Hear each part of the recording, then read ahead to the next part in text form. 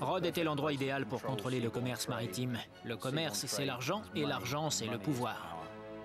En l'an 304 avant notre ère, Démétrius, chef des Macédoniens, décide de conquérir Rhodes.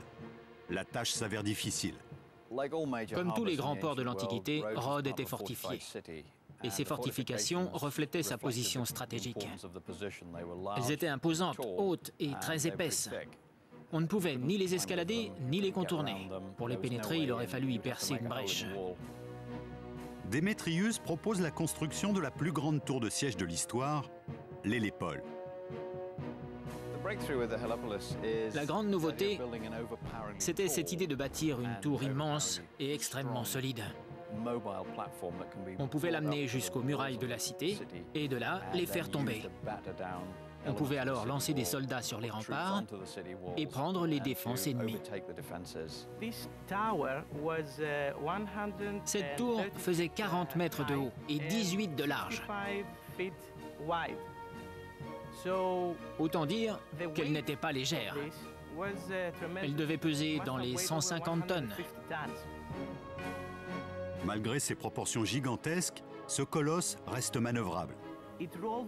La tour était montée sur 8 roues, d'un diamètre de 4 mètres. Démétrius a mobilisé 3400 hommes, juste pour la déplacer. À bord, la tour comporte un arsenal qui aurait ravi tout général de l'époque. La puissance de feu de l'Hélépole était plus forte que n'importe quel autre engin de siège.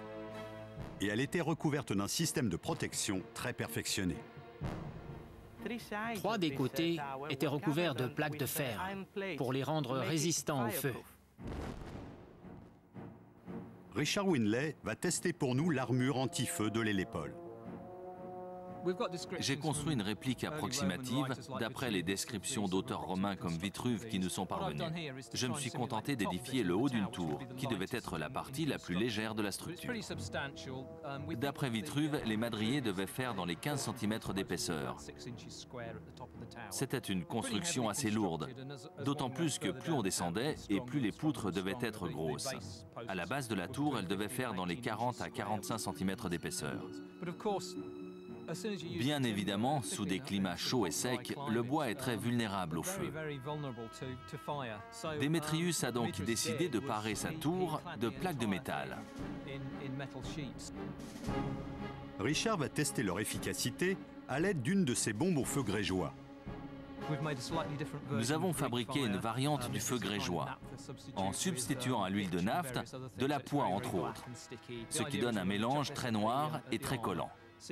On va lancer cette grenade contre le blindage pour voir s'il tient le coup ou pas.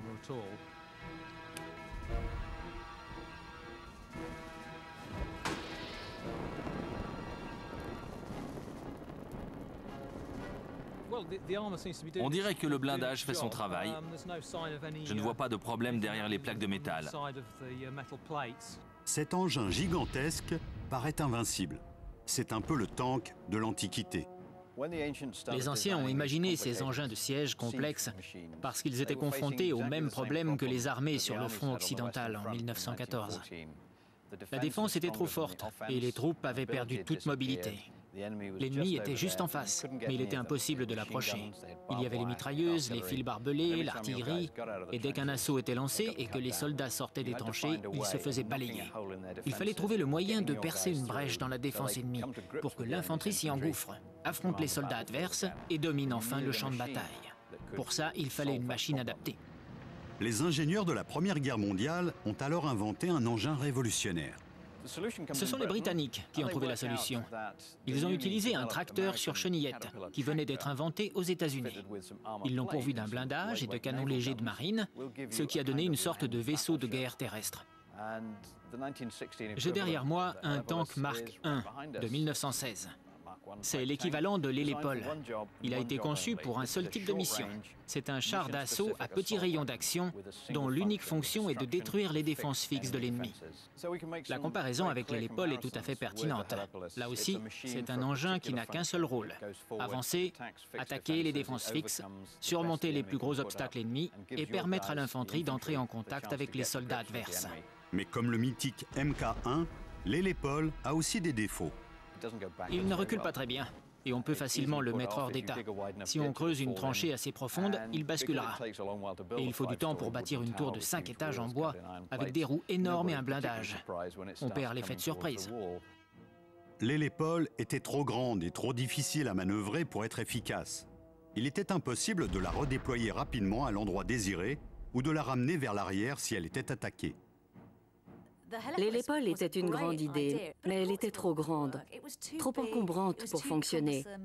On a des récits très piquants de soldats de Rhodes venant arracher des plaques de métal et mettre le feu à la structure en bois. C'était en quelque sorte un énorme éléphant blanc. Démétrius abandonnera sa belle machine et lèvera le siège de Rhodes, laissant aux habitants de l'île une fortune en métal et en bois. Je crois que sa stratégie aurait été plus efficace si les citoyens de Rhodes avaient vu surgir cette machine de nulle part. Mais Démétrius l'a édifiée juste sous les murs de la ville.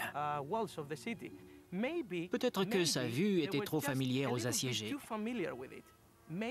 Peut-être que la crainte que Démétrius voulait leur inspirer s'était émoussée.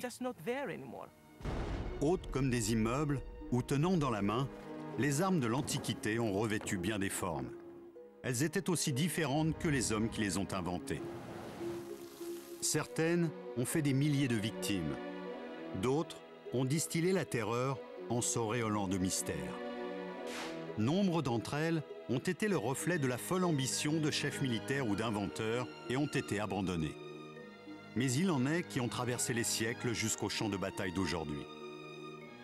Une chose est sûre, même sans l'appui des matériaux modernes et de l'électronique, les anciens ont créé un arsenal d'engins de mort, capable d'épouvanter, de faucher des milliers de vies et de rendre l'horreur de la guerre encore plus atroce.